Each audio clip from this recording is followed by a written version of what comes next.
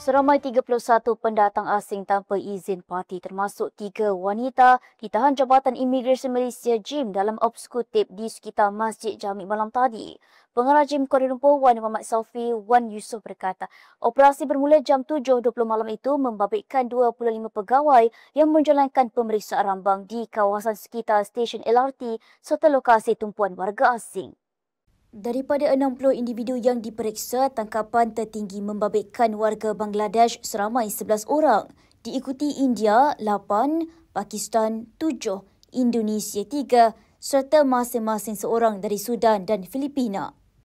Jelasnya 5 ditahan mengikut Seksyen 15-1-C Akta Imigresen 1959 Palang 63 kerana tinggal lebih masa, manakala selebihnya di bawah Seksyen 6-1-C kerana tidak memiliki pas atau permit sah.